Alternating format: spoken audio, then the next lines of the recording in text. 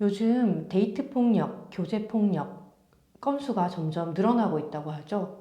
경찰청에서 조사한 바에 따르면 지난 5년간 데이트 폭력, 교제 폭력의 건수는 점차 증가하고 있고 작년인 2023년에는 무려 하루에 38건의 건수가 접수되었다고 합니다. 그동안도 교제 폭력은 상당히 많이 발생했는데 이러한 용어가 새롭게 생기면서 드디어 통계가 잡히게 되고 그 실체가 드러나고 있는 것 같습니다.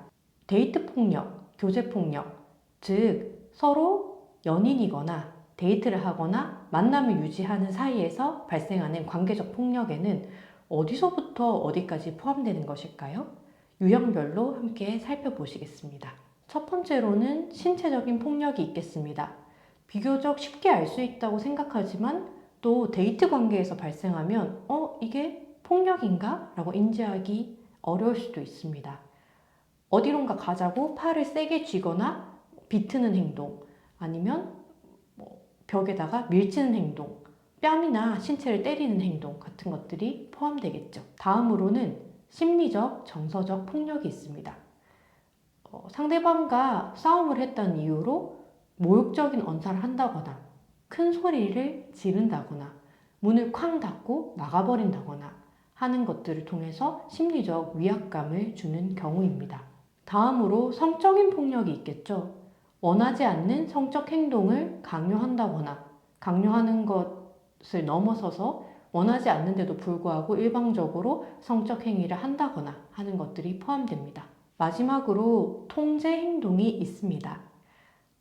가장 어려울 수도 있고 낭만적인 연애에서 흔히 요구된다고 하는 연애 규범에 포함되기 때문에 이게 폭력인지 인지하기가 가장 어려운 유형입니다.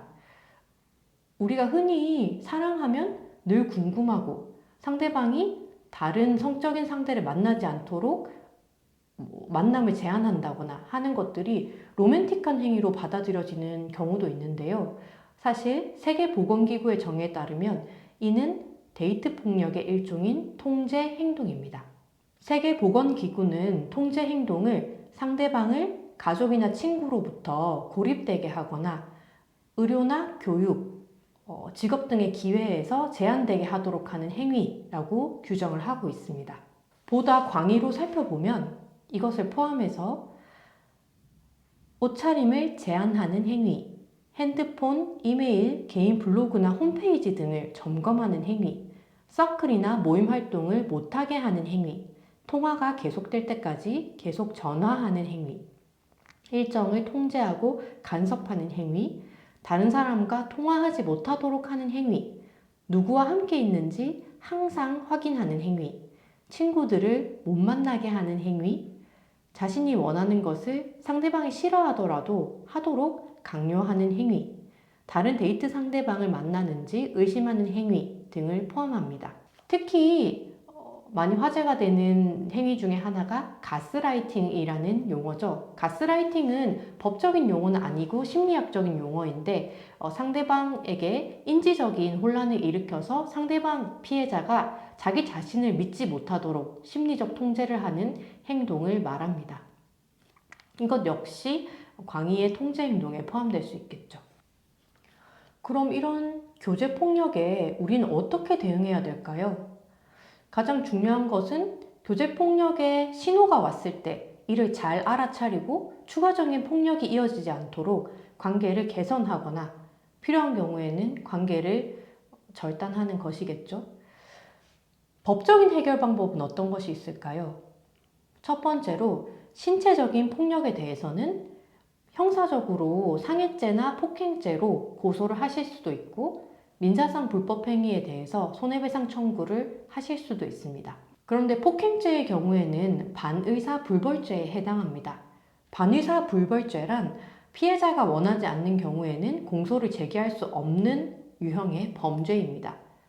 즉 피해자와 합의를 하면 처벌을 받지 않을 수 있는 범죄라는 거죠. 그래서 가해자가 합의를 빌미로 해서 피해자의 집에 찾아온다거나 연락을 한다거나 하는 경우들이 왕왕 발생하게 됩니다.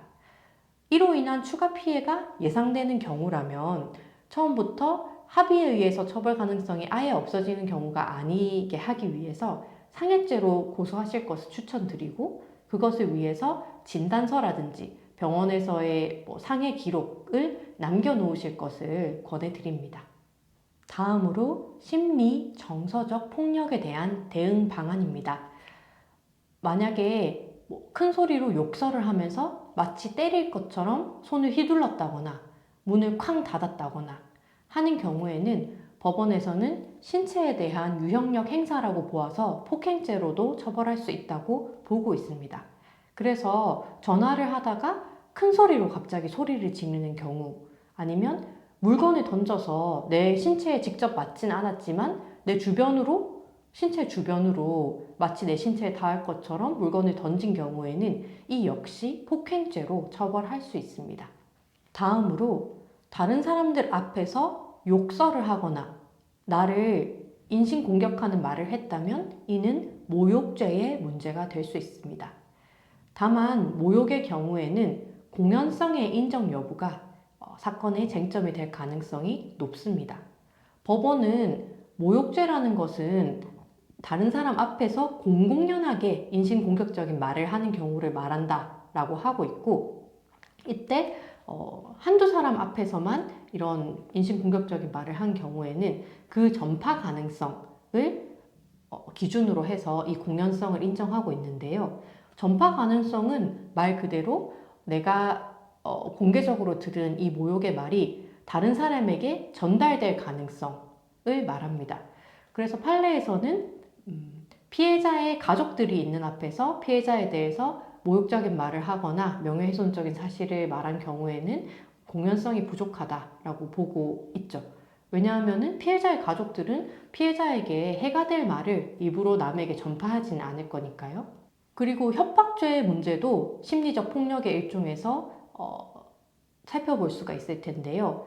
협박죄 역시 반의사 불벌죄에 해당하기 때문에 피해자와 합의를 하면 처벌되지 않을 수 있습니다.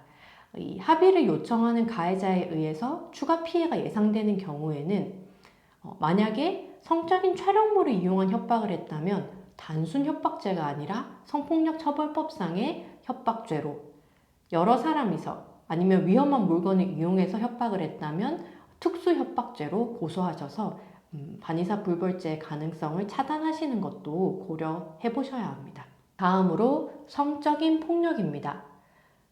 성적인 폭력은 형사상 죄로 인정되는 성폭력, 즉 강간과 강제추행과 같이 폭행이나 협박으로 간음행위나 신체에 대한 접촉행위를 한 경우에 곧바로 형사 고소를 할 수 있는데요.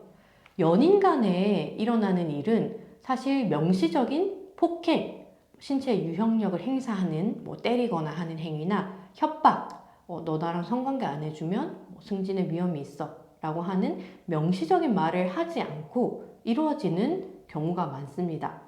그동안의 성향에 비추어 봤을 때 상대방이 폭력적인 성향이 있어서 내가 어쩔 수 없이 상대방의 요구를 들어줘야 되는, 내가 원하지 않음에도 불구하고 상대방이 원함으로 갑작스럽게 하게 되는 성적인 행위들의 경우에는 폭행 협박이 없다는 이유로 성폭력 고소를 했을 때 인정받기 어려울 가능성이 높습니다.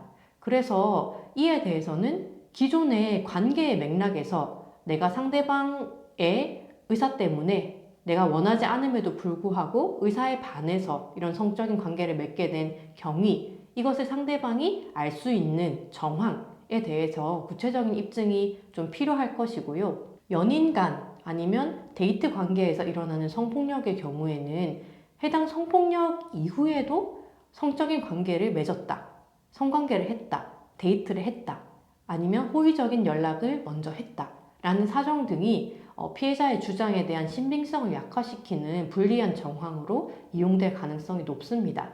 그래서 이런 사실이 있는 경우에는 특히 전문가와 상담을 하셔가지고 좀 논리를, 그리고 거기에 맞는 증거를 잘 정리하셔서 고소하시는 게 필요하시겠죠. 마지막으로 통제 행동에 대해서는 어떻게 대응할 수 있을까요? 일단은 형사상 강요죄의 성립이 문제될 수 있을 것입니다. 강요죄의 구성 요건을 보시면 폭행 또는 협박으로 사람의 권리 행사를 방해하거나 의무 없는 일을 하게 한 경우에 형사처벌을 하고 있습니다. 여기서 또 나왔죠. 폭행 또는 협박이 전제되어야 한다는 것입니다. 그런데 연인 관계에서는 그 당시에 명시적인 폭행 협박이 없이 강요가 이루어지는 경우들이 있죠. 그동안 쌓여온 관계의 맥락이 있기 때문에 따로 폭행 협박하지 않아도 마치 그것이 있었던 것처럼 작용을 할 수 있기 때문인데요. 이런 경우에 폭행 협박이 명시적으로 없었지만 나에게 통제 행동을 했다. 그때는 어떤 법적 대응이 가능할까요? 최근에 입법된 스토킹 처벌법을 살펴보시면 좋을 것 같습니다.